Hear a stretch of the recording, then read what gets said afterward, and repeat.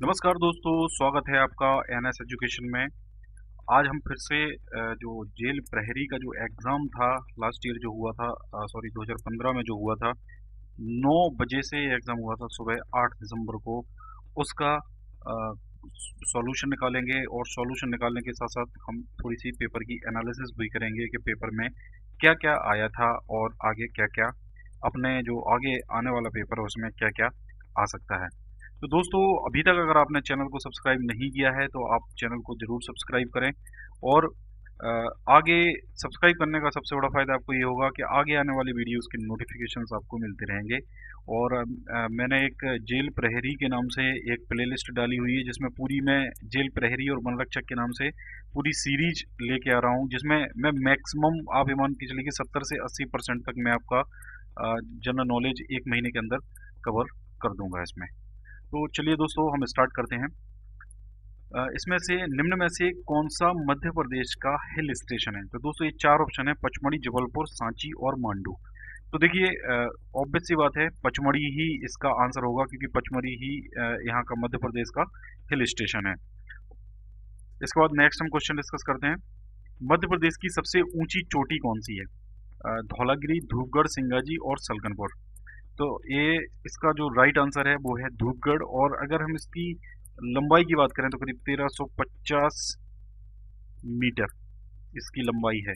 और अगर इसको फुट में देखा जाए तो करीब 4429 फीट के आसपास इसकी लंबाई आती है। तो 4429 फीट इसकी लंबाई है और पचमढ़ी में ही है ये और सतपुड़ा रेंज में ये आती है। नेक्स्ट है हमारा, मध्य प्रदेश की सबसे बड़ी नदी कौन सी है? तो मध्य प्रदेश की जो सबसे बड़ी नदी है, देखिए, चंबल, नर्मदा, रावी और क्षिप्रा। तो देखिए, रावी नदी तो पहली बात तो ये है कि ये मध्य प्रदेश की नदी ही नहीं है, क्योंकि ये जो सिंधु नदी है, इंडस रिवर है, उस इंडस रिवर की ट्राइब्यूटरी है, मतलब उसकी सहायक नदी है। और अगर हम चंबल नदी की बात करें तो चंबल नदी की जो लंबाई है वो है करीब 965 किलोमीटर इसके अप्रॉक्स। और दोस्तों, आपने अगर मेरा अभी तक वीडियो नहीं देखा है जिसमें मैंने मध्य प्रदेश की नदियों के बारे में डिटेल में डिस्कस किया है तो आप वो जरूर देखें। तो आपको काफ़ी कुछ उसका आइडिया लग जाएगा कि आपके एग्जाम में कैसे कैसे क्वेश्चंस आते हैं और कैसे कैसे क्वेश्चंस आ सकते हैं। ये क्वेश्चन, सब क्वेश्चंस यहाँ पे जितने भी मैं कवर कर रहा हूँ वो सारे टॉपिक वाइज अगर आप देखें तो मैंने उसमें कवर किए हुए हैं, तो वो वीडियोस आप जरूर देखें। तो 965 किलोमीटर चंबल की लंबाई है। नर्मदा नदी की अगर लंबाई देखें तो करीब 1312 किलोमीटर लंबाई है, टोटल लंबाई है, जो मध्य प्रदेश, महाराष्ट्र और गुजरात में है। और इसका मैक्सिमम जो हिस्सा है नर्मदा नदी के बेसिन का वो मध्य प्रदेश में ही करीब आई थिंक 85% के आसपास पूरा हिस्सा इसका मध्य प्रदेश में ही है। और इसकी लंबाई अगर मध्य प्रदेश में देखें तो करीब 1077 किलोमीटर, मतलब 1077 किलोमीटर लंबाई इसकी मध्य प्रदेश में है। और अगर रावी नदी, वैसे तो मध्य प्रदेश की नदी नहीं है लेकिन इसकी जो लंबाई है वो है करीब 720 किलोमीटर। और इसके बाद अगर हम क्षिप्रा नदी देखें तो क्षिप्रा नदी की जो लंबाई है ये तो बहुत छोटी नदी है, 195 किलोमीटर है। और एक क्वेश्चन और हम क्षिप्रा नदी का डिस्कस कर चुके हैं कि जो रामघाट है वो कौन सी नदी के तट पर था। तो ये क्वेश्चन भी आपके एग्जाम में एक बार पूछा जा चुका है। तो हमने अपने प्रीवियस जो है दो पेपर, जो पार्ट टू जो आए हैं हमारे, पार्ट वन और पार्ट टू, उसमें किसी में ये क्वेश्चन आ चुका है, उसमें हमने इसको डिस्कस किया था। इसके अलावा और जो नदियों की अगर हम बात करें तो जैसे सोन नदी है, तो सोन नदी की लंबाई है 780 किलोमीटर। और जो ताप्ती नदी है, ताप्ती नदी की जो लंबाई है वो है 724 किलोमीटर। ये नदियों की लंबाई है। आप मध्य प्रदेश का इसमें जो मैंने एमपी जीके का, एमपी जीके के नाम से, मध्य प्रदेश जनरल नॉलेज के नाम से प्लेलिस्ट आपको मिल जाएंगी, उसमें आपको ये वीडियो सारे मिल जाएंगे, पूरी डिटेल उसमें आपको नदियों के बारे में मिल जाएगी, तो उसको आप जरूर देखें। नेक्स्ट है, मध्य प्रदेश की आधिकारिक भाषा कौन सी है? तो मध्य प्रदेश की जो आधिकारिक भाषा है वो है हिंदी। मध्य प्रदेश की राजकीय मछली कौन सी है? तो मेरा एक वीडियो है मध्य प्रदेश एक नज़र में, उसमें आपको ये सारे क्वेश्चन मिल जाएंगे। ये भी क्वेश्चन आपको मिल जाएगा, ये भी क्वेश्चन आपको मिल जाएगा। तो महाशीर मछली है जो मध्य प्रदेश की राजकीय मछली है। महामृत्युंजय मेला का आयोजन कहाँ किया जाता है? दोस्तों, महामृत्युंजय जो मेला है उसका आयोजन किया जाता है रीवा में। और ये किया जाता है, देखिए, महामृत्युंजय, ये जो महामृत्युंजय मंत्र होता है, भगवान शंकर का ये मंत्र होता है। और शिवरात्रि के अवसर पर इस इसका ये मेला लगता है रीवा के अंदर। और इसमें ये जो आंसर दिया हुआ है ये आंसर गलत है। इसमें ग्वालियर में मेला नहीं लगता है, ये मेला लगता है महामृत्युंजय का मेला रीवा में। ये बिल्कुल गलत क्वेश्चन है। आप बहुत सारे वीडियोस आपने देखे होंगे अगर पेपर एनालिसिस के, वो यही यही आंसर सही बता रहे हैं उसका, बिल्कुल ये गलत है क्योंकि वो पेपर देखते हैं, पेपर में एक आंसर गलत दिया हुआ है। और अगर हम उज्जैन में देखें तो उज्जैन में तो वैसे बहुत सारे मेले लगते हैं, लेकिन जो प्रमुख है सिम्हस्थ का मेला यहाँ पे लगता है, जो कुंभ का एक मेला होता है। गुना में अगर हम देखें तो गुना में लगता है हीरा भूमिया का मेला, हीरा भूमिया का मेला गुना में लगता है। और ग्वालियर में देखें तो ग्वालियर में लगता है रामलीला का मेला, रामलीला का मेला। ये प्रमुख मेले हैं। तो आप ये पूरे जो भी मध्य प्रदेश के जितने भी मेले हैं उसका भी मैंने एक वीडियो है, तो वो वीडियो भी आप जरूर देखें। देखिए क्वेश्चंस आपके यहाँ से बन रहे हैं तो इसका मतलब ये नहीं कि ये क्वेश्चन अगली बार फिर से रिपीट होगा। तो आपको ये पता होना चाहिए कि देखिए मध्य प्रदेश के मेले से एक क्वेश्चन आया, तो आपको एक 20-25 मिनट का वीडियो है मेरा, ज़्यादा से ज़्यादा मेरे ख्याल से 30 मिनट का होगा। उसमें आप देख लीजिए, सारे मेले आपको मिल जाएंगे, करीब 10 से 15 मेले मैंने उसमें कवर किया हूँ, उन्हीं में से आपको क्वेश्चंस एग्जाम में मिलेंगे। नेक्स्ट हम देखते हैं निम्नलिखित में से कौन सा राष्ट्रीय उद्यान झारखंड में है। तो कॉर्बेट नेशनल पार्क है आपका उत्तराखंड में। शिवपुरी राष्ट्रीय उद्यान, तो देखिए शिवपुरी जैसा कि इसके नाम से पता चल रहा है ये मध्य प्रदेश के शिवपुरी जिले के पास पड़ता है। हजारीबाग नेशनल पार्क, हजारीबाग एक सिटी है झारखंड में, और ये हजारीबाग राष्ट्रीय उद्यान ही है जो झारखंड में है। इसके बाद कान्हा राष्ट्रीय उद्यान है, तो कान्हा राष्ट्रीय उद्यान भी आपका कान्हा किसली राष्ट्रीय उद्यान है, मध्य प्रदेश में है। पुणे शहर को इस नाम से भी जाना जाता है। दोस्तों ये शहरों के उपनाम होते हैं या निकनेम आप इनको बोल सकते हैं, और इनका भी मैं बहुत जल्द आपके लिए एक वीडियो लेने वाला हूँ जिसमें बहुत सारे शहर हैं, उनके सब जितने भी निक नाम से उनको बुलाया जाता है वो सारे नाम मैं उसमें कवर करूँगा। तो मैं बहुत जल्द आपके लिए ये वीडियो लेके आने वाला हूँ। तो देखिए पुणे शहर की अगर हम बात करें तो डेक्कन क्वीन के नाम से पुणे शहर को जाना जाता है। सिटी ऑफ नवाब जो है ये कहा जाता है लखनऊ को, लखनऊ को कहा जाता है नवाबों का शहर। इसके बाद देखिए एक दो पॉइंट बहुत इंपॉर्टेंट है दोस्तों, यहाँ पे कंफ्यूज होने की बात नहीं है। यहाँ पे अगर देखें सिटी ऑफ टेम्पल मतलब मंदिरों का शहर, अगर हम सिटी ऑफ टेम्पल की बात कर रहे हैं तो ये है वाराणसी। इसके अलावा एक और शहर है जिसको सिटी ऑफ टेम्पल कहा जाता है, वो है वरंगल, आंध्र प्रदेश में ये पड़ता है वरंगल। और ये वाराणसी आपका उत्तर प्रदेश में पड़ता है। और इसमें दोस्तों एक ये तो हो गया सिटी ऑफ टेम्पल, एक है टेम्पल सिटी ऑफ इंडिया।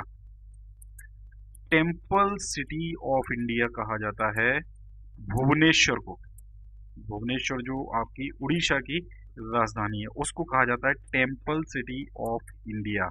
ऐसे ही एक और है टेम्पल सिटी, तो टेम्पल सिटी कहा जाता है मदुरई को, टेम्पल सिटी कहा जाता है मदुरई को। तो दोस्तों यहाँ पे कंफ्यूज होने की आपको जरूरत नहीं है। इसके बाद है बोस्टन ऑफ इंडिया, तो बोस्टन ऑफ इंडिया कहा जाता है दोस्तों अहमदाबाद को। और अहमदाबाद का एक और निकनेम है जिसमें कहा जाता है Manchester of India, Manchester of India या भारत का मैनचेस्टर। नेक्स्ट है भारतीय संविधान के अनुसार भारत में किस प्रकार की शासन प्रणाली है। तो देखिए संसदीय प्रणाली, राष्ट्रपति प्रणाली, अर्ध संसदीय प्रणाली, इनमें से कोई नहीं। देखिए तो अर्ध संसदीय प्रणाली ये तो कुछ भी नहीं है, इनमें से कोई नहीं। राष्ट्रपति प्रणाली तो बिल्कुल भी नहीं है। तो क्या बचता है हमारा संसदीय प्रणाली, मतलब पार्लियामेंट्री सिस्टम में एक पार्लियामेंट होती है जिसमें 2 सदन होते हैं, लोकसभा सदन होता है, राज्यसभा का सदन होता है। सब में अलग अलग जो जैसे लोकसभा है तो लोकसभा में लोग इलेक्ट होके पहुंचते हैं और इनको कहा जाता है मेंबर ऑफ पार्लियामेंट। ऐसे ही राज्यसभा होती है तो यहाँ पे मनोनीत सदस्य होते हैं। हर एक स्टेट का एक कोटा है, उस कोटे के हिसाब से ये लोग वहां पहुंचते हैं। जैसे मध्य प्रदेश है तो मध्य प्रदेश से 11 लोग राज्यसभा के लिए चुने जाते हैं, तो हर एक स्टेट का एक कोटा है। तो संसदीय प्रणाली है भारत का सिस्टम में। भारतीय रक्षा प्रणाली का सर्वोच्च सेना नायक किसे कहा जाता है। तो देखिए दोस्तों रक्षा मंत्री, मुख्यमंत्री और प्रधानमंत्री, ये तीन तो नहीं है। रक्षा मंत्री तो चलिए यहाँ पे 2 ऑप्शन तो सीधे सीधे खत्म हो गए कि मुख्यमंत्री और प्रधानमंत्री तो बिल्कुल भी नहीं होते हैं। तो क्या बचता है रक्षा मंत्री और राष्ट्रपति, तो रक्षा मंत्री भी नहीं होता है, क्या होता है राष्ट्रपति। दोस्तों आप जब भी कोई भी एग्जाम में देखें, जब आप कन्फ्यूज हो जाएं तो आप सबसे पहले एक काम किया करें, जैसे 4 ऑप्शन होते हैं तो ऑब्जेक्टिव क्वेश्चन में सबसे अच्छी चीज़ यही होती है कि अगर 4 ऑप्शन आपको दिए गए हैं तो आप कोशिश कीजिए कि उनमें से 2 ऑप्शन एलिमिनेट हो जाएं। देखिए अगर आप 4 में से तुक्का लगाएंगे तो उस आंसर के सही होने की जो प्रोबेबिलिटी होगी वो होगी 25%। लेकिन अगर आपने दो ऑप्शन उसमें से एलिमिनेट कर दिए, जैसे मैंने यहाँ पे कहा प्रधानमंत्री तो हो ही नहीं सकता, मुख्यमंत्री नहीं हो सकता, तो यहाँ पे दो ऑप्शन एलिमिनेट हो गए। अब हमें इनमें से दो में सपोज कंफ्यूजन है कि रक्षा मंत्री है या राष्ट्रपति है, तो अब इस क्वेश्चन के अगर हम तुक्का भी मार दें, नेगेटिव मार्किंग नहीं, तो इसके सही होने की जो प्रोबेबिलिटी है वो है 50%। तो आप इस तरीके से थोड़ा सा करा करें। किस नदी को दक्षिण गंगा भी कहा जाता है? तो दोस्तों गोदावरी नदी है जिसको दक्षिण की गंगा कहा जाता है। ये देखिए, ये तो देखिए दक्षिण में है नहीं, ये भी दक्षिण में नहीं है, और ये भी दक्षिण में नहीं है। तो यहाँ से एक चीज तो यही है कि जैसे आपकी बेतवा नदी है, ये तो मध्य प्रदेश की नदी है। ताप्ती नदी है आपकी मध्य प्रदेश की नदी है। इसके बाद जो यमुना नदी है ये उत्तर प्रदेश की नदी है मेनली, और ये यमुनोत्री से फ्लो होती है, और गंगा नदी के बिल्कुल पैरेलल ये फ्लो होती है। और गंगा और यमुना के बीच का जो एरिया होता है इसको कहा जाता है गंगा यमुना दोआब। बहुत ही उपजाऊ भूमि है यहाँ की।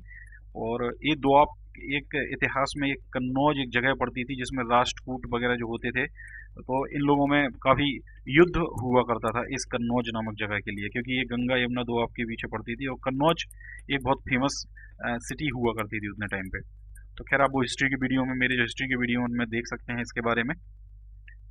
चलिए नेक्स्ट हम देखते हैं, भारत के कितने राज्य चीन की सीमा के साथ जुड़े हुए हैं? तो दोस्तों अगर हम देखिए ऊपर से, अगर आप देखोगे जो आपका जो जम्मू कश्मीर है ये आपका इंडिया है, यहाँ आपका नेपाल भूटान वगैरह पड़ते हैं, यहाँ आपका थोड़ा सा उठा हुआ पोर्शन है जो सिक्किम का है। तो यहाँ से देखें तो देखिए सबसे पहले तो आता है जम्मू कश्मीर, फिर नीचे अगर हम आते हैं थोड़े से तो पड़ता है हमारा हिमाचल प्रदेश। तो जम्मू कश्मीर हो गया एक, हिमाचल प्रदेश हो गए दो, इसके बाद फिर हम नीचे आते हैं तो यहाँ पड़ता है हमारा उत्तरांचल, तो उत्तरांचल हो गया तीन। इसके बाद फिर हम नीचे आते हैं यहाँ पे तो सिक्किम, ये थोड़ा सा पोर्शन इसका उठा हुआ है, तो ये सिक्किम हो गया चार। इसके बाद फिर यहाँ से आपका ये है अरुणाचल प्रदेश जो चाइना की सीमा से लगता है, और यहाँ पे ही जो हमारा बॉर्डर है मैकमोहन लाइन जिसको बोला जाता है, तो ये है आपका अरुणाचल प्रदेश। तो आपने कई बार न्यूज़पेपर में देखा होगा कि चाइना कभी भी यहाँ पे घुसपैठ कर देता है, तो कुछ एरिया उसने अपने कब्जे में ले रखा है, मतलब वो ऑक्यूपाइड बाय चाइना है, लेकिन इंडिया उसको अपना क्लेम करता है कि वो इंडिया का है। तो कुल मिला के ये 5 स्टेट हैं जो इसके चाइना के साथ बाउंड्री शेयर करते हैं इंडिया की। नेक्स्ट है, किस भारतीय राज्य में छाऊ नृत्य किया जाता है? तो ये पश्चिम बंगाल का नृत्य है छाऊ नृत्य। नेक्स्ट हम देखते हैं ब्रह्म समाज के संस्थापक, तो ब्रह्म समाज के संस्थापक थे राजा राम मोहन राय। नेक्स्ट, गुट निरपेक्ष आंदोलन के सबसे पहले शिखर सम्मेलन को कहाँ आयोजित किया गया था? तो ये किया गया था बेलग्रेड में आयोजित।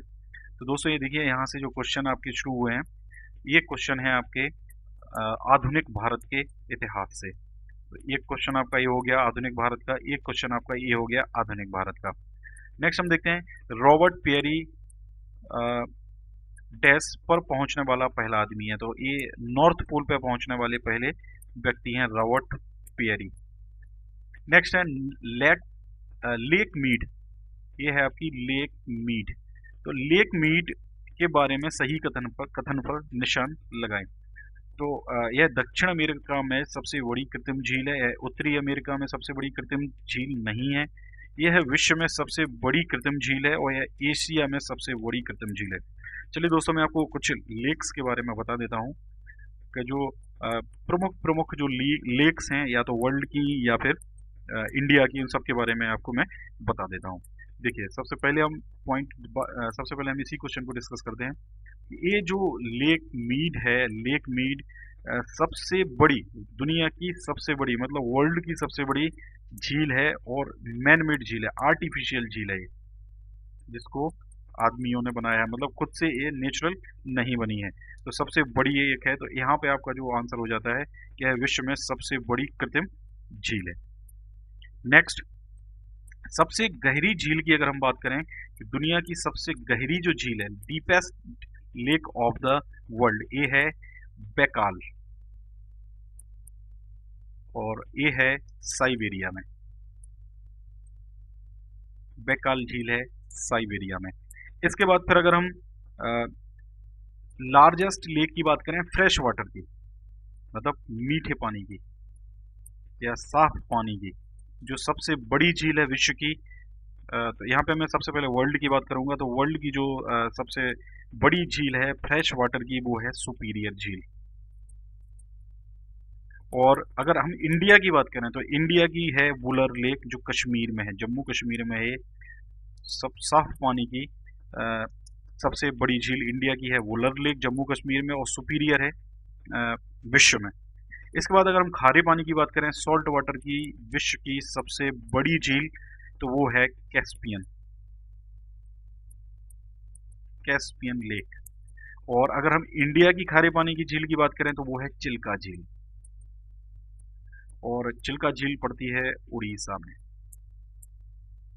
ये इसके अलावा अगर हम सबसे ऊंची झील की बात करें, highest lake of the world, तो highest lake of the world है टिटिकाका, बोलिविया कंट्री में पड़ती है। टिटिकाका, TITICACA, टिटिकाका, और ये पड़ती है बोलिविया कंट्री में। और हाईएस्ट लेक इन इंडिया की अगर बात करें तो वो है देवताल, देवताल, देवताल। तो ये थे आपके जो मतलब प्रमुख जो झीलें हैं उनके बारे में।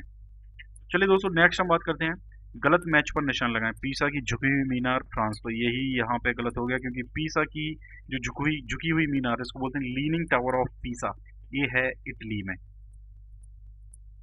तो यही ऑप्शन यहाँ पे गलत हो गया। इंपीरियल पैलेस है जापान में, ग्रेट वॉल है चाइना में, और पिरामिड है मिस्र में। नेक्स्ट क्वेश्चन है हमारा, रॉबिन रेड ब्रेस्ट कहाँ का राष्ट्रीय पक्षी है? तो यूनाइटेड किंगडम का राष्ट्रीय पक्षी है रॉबिन रेड ब्रेस्ट। नेक्स्ट है, विश्व में सर्वाधिक जनसंख्या वाला शहर। तो विश्व में सर्वाधिक जनसंख्या वाला शहर है चाइना का शंघाई, ये है शंघाई या शंघाई इसको बोलते हैं। और अगर हम भारत की बात करें तो भारत का सबसे लार्जेस्ट पॉपुलेटेड सिटी है मुंबई, मुंबई के बाद आता है दिल्ली का नंबर। सबसे ज्यादा पॉपुलेशन मुंबई में है और फिर दिल्ली में, और विश्व का है शंघाई। उस अभियान का नाम क्या है जिसे सर्वप्रथम संयुक्त राष्ट्र विश्व युवा कौशल दिवस के अवसर पर भारत द्वारा शुरू किया जाएगा? दोस्तों, ये करंट अफेयर का क्वेश्चन है। और वैसे ये हैं आप नमः गंगे अभियान, कौशल भारत अभियान, युवा कल्याण कोष, और सब हाथ रोजगार अभियान। तो कौशल भारत अभियान जो है उसका आंसर ये है। नेक्स्ट है, निम्नलिखित में से किस दिन को प्रतिवर्ष विश्व प्रेस स्वतंत्रता दिवस के रूप में मनाया जाता है? तो ये मनाया जाता है 11 मई को। 11 मई को ये मनाया जाता है विश्व प्रेस स्वतंत्रता दिवस। तो दोस्तों, एक चीज आप देखें यहाँ पे, मैं ये आपका जो पेपर हुआ था ये दिसंबर 2015 का है। तो दिसंबर 2015 में आप देख सकते हैं यहाँ पे कि यहाँ पे मई का क्वेश्चन आपसे पूछा गया इंपॉर्टेंट डेज का। मतलब करीब करीब आपको 6 मंथ का करंट अफेयर पूरा तैयार करना पड़ेगा। तो आप ये देख सकते हैं, अभी जैसे आपका जो पेपर होने वाला है जुलाई में, उसमें जनवरी अप्रोक्स आपको जनवरी और दिसंबर 2016 से ये तैयार करना पड़ेगा। तो जनवरी से लेके अप्रैल तक के आपको मेरे चैनल के ऊपर वीडियो मिल जाएंगे इंपॉर्टेंट डेज वाले, और कौन मनाता है, क्यों मनाता है, सब कुछ मैंने उसमें कवर किया हुआ है। तो वो वीडियोस आप जरूर देखें। विश्व का सबसे बड़ी मध्यम वर्ग जनसंख्या कहाँ मौजूद है? तो ये है चाइना में। सबसे ज्यादा मध्यम मतलब मिडिल क्लास जो पॉपुलेशन है वो सबसे ज्यादा चाइना में है। 49वें एशियाई बॉडी बिल्डिंग चैंपियनशिप में रजत पदक जीतने वाली पहली भारतीय महिला बॉडी बिल्डर कौन बनी? ये भी करंट अफेयर का क्वेश्चन है। श्वेता राठौर इसका सही आंसर है। संविधान निर्माताओं के विचार और आदर्श किस में परिलक्षित होते हैं? देखिए, प्रस्तावना, मौलिक कर्तव्य, मूलभूत अधिकार और राज्य के नीति निर्देशक सिद्धांत। प्रस्तावना में संविधान निर्माताओं के विचार और आदर्श परिलक्षित होते हैं। नेक्स्ट है, संविधान के अनुसार परम शक्ति किसके हाथों में निहित है? देखिए, संसद, उपराष्ट्रपति, राष्ट्रपति और लोग। देखिए, यहाँ पे एक चीज आप ध्यान रखें हमेशा, हमारी जो संविधान के बारे में कहा जाता है, we the people, by the people, for the people. मतलब सब कुछ जो मतदान का जो सिस्टम है वो मतदान का सिस्टम इसीलिए बनाया गया है क्योंकि लोगों की ही सरकार है, लोगों द्वारा ही बनाई जाती है और लोगों द्वारा ही गिराई जाती है। तो ये पीपल इसका सही आंसर होगा, क्योंकि परम शक्ति लोगों के हाथ में ही है। निम्न में से कौन भारत के प्रधानमंत्री नहीं बने? तो मनमोहन सिंह बिल्कुल बने हैं, नरेंद्र मोदी, अटल बिहारी वाजपेयी रिसेंट में ही बने हैं, एपीजे अब्दुल कलाम ये राष्ट्रपति रहे हैं, ये कभी प्रधानमंत्री नहीं बने। व्हाट वेंट रॉन्ग पुस्तक के लेखक कौन है? देखिए, यहाँ से भी आपसे क्वेश्चंस पूछे जा रहे हैं, तो इसके लिए भी मैं एक स्पेशल वीडियो आपके लिए बनाऊंगा, जेल प्रहरी विशेष या फॉरेस्ट गार्ड विशेष के नाम से। और उसमें सारी जितने भी इंपॉर्टेंट बुक्स एंड ऑथर्स हैं उनको मैं कवर करूंगा। जो आपके एक्सपेक्टेड क्वेश्चन होंगे वो उसी वीडियो में से बन जाएंगे। मैं करीब 100-150 पुस्तक है उसमें 2-3 पार्ट में कवर करूंगा। तो what went wrong, Sushma Swaraj, Sonia Gandhi, Shaila निगर नहीं है, वोनाट लेविस ने ये बुक लिखी है। करीब आई थिंक 2002 की ये बुक है। 2002 जनवरी 2002 में ये बुक पब्लिश हुई थी। नेक्स्ट है वाई सोशलिज्म, पुस्तक किसने लिखी थी? तो देखिए, महात्मा गांधी, आचार्य नरेंद्र देव, एम एन रॉय, जयप्रकाश नारायण। तो इसका सही आंसर है Jayaprakash Narayan. An inquiry into the nature and causes of wealth of nations, इस पुस्तक के लेखक कौन है? एडम स्मिथ इसका सही जवाब है। तो दोस्तों, ये थे आपके 30 जनरल नॉलेज के क्वेश्चन। तो बहुत जल्द मैं आपके लिए नेक्स्ट पेपर एनालिसिस का वीडियो लेके आऊँगा, नेक्स्ट सॉल्यूशन मैं आपको बताऊँगा। तो यहाँ पे 30 क्वेश्चन जरूर थे, लेकिन आप ये मान के चलें कि मैंने आपके करीब 50 से 60 क्वेश्चन तैयार करवाए हैं। और मैं अपने सारे वीडियोस में ही कोशिश करता हूँ कि मैं 15 से 20 मिनट में 30 मिनट के जो भी वीडियोस होते हैं उनमें मैं कम से कम 100 क्वेश्चन के आसपास जरूर मैं आपको कवर कराऊँ। तो ज़्यादा से ज़्यादा इन्फॉर्मेशन देने का मेरा प्रयास रहता है। तो दोस्तों, आपको ये वीडियो कैसा लगा आप कमेंट करके ज़रूर बताएं मुझे। और अगर अभी तक आपने चैनल को सब्सक्राइब नहीं किया है तो चैनल को ज़रूर सब्सक्राइब करें और इन वीडियोस को अपने दोस्तों के साथ ज़रूर शेयर करें। और इसके साथ साथ सोशल मीडिया प्लेटफॉर्म्स जैसे व्हाट्सएप, फेसबुक, इन पे ज़रूर शेयर करें, ताकि आपके दोस्तों के साथ साथ वो लोग भी इनको देख पाएँ जो ज़्यादा फीस अफोर्ड नहीं कर सकते हैं बड़ी बड़ी ट्यूशन की। और यही मेरा उद्देश्य है इस चैनल को बनाने का। इस फ्री एजुकेशन को मैं पूरे भारत तक लेके जाना चाहता हूँ। Thank you very much.